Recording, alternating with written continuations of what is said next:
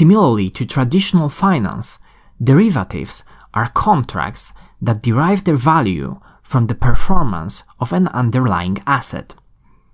The main DeFi application in this space is Synthetics, which is a decentralized platform that provides on-chain exposure to different assets. Margin trading, also similarly to traditional finance, is the practice of using borrowed funds to increase a position in a certain asset. The main DeFi apps in the margin trading space are DYDX and Fulcrum.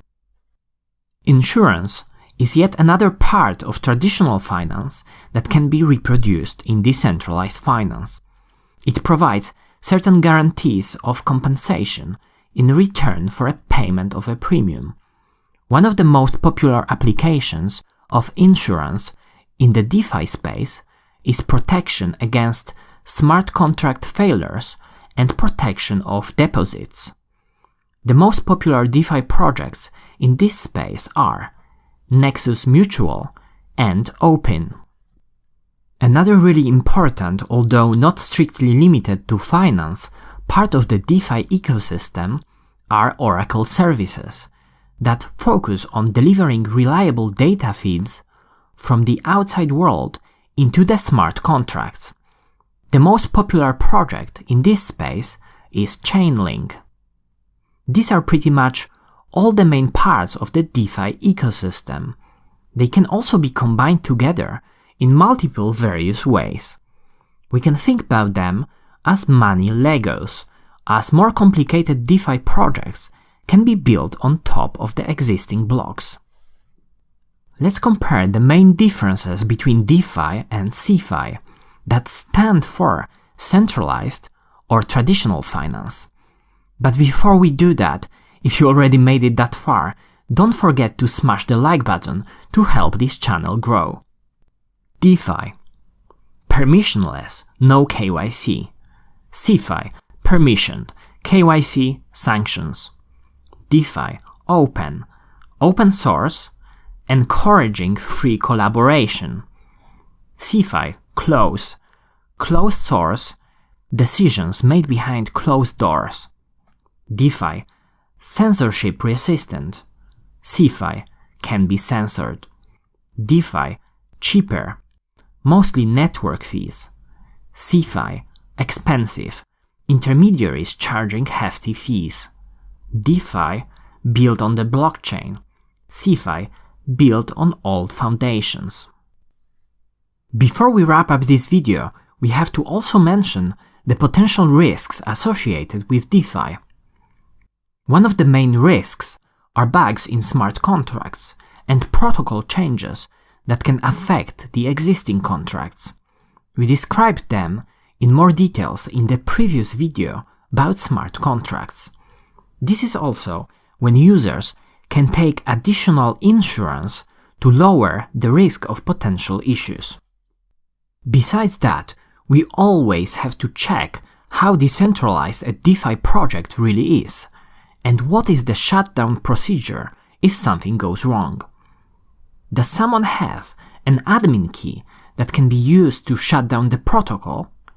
Or maybe there is some on-chain governance in place to make such a decision. On top of that, we have to always account for the more systemic risk that can be caused by, for example, asset prices sharply losing their value, which may result in a cascade of liquidations across multiple DeFi protocols. Network fees and congestion can also be a problem, especially if we want to avoid liquidations and we are trying to, let's say, supply more collateral on time. Upcoming Ethereum 2.0 and second layer scaling solution can help to solve this problem. There is also a set of more subtle features or changes that applied to one of the protocols may incentivize users to certain non-obvious actions that can cascade across multiple protocols.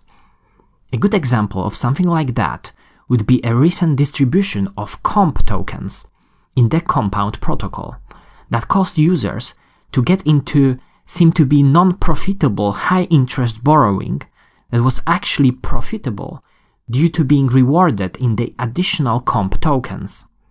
Even though situations like that can be quite dangerous, they make the whole ecosystem stronger and less vulnerable to similar situations in the future.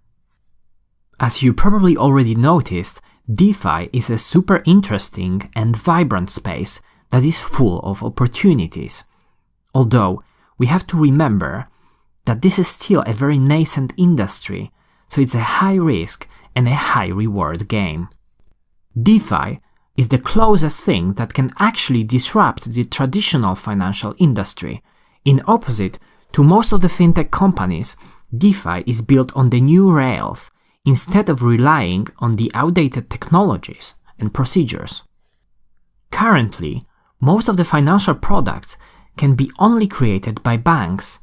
DeFi is open, permissionless, and enables cooperative work in a similar way to the internet. Although DeFi is currently built predominantly on Ethereum, with more adoption of interoperability protocols, we may see more projects being built on different chains in the future.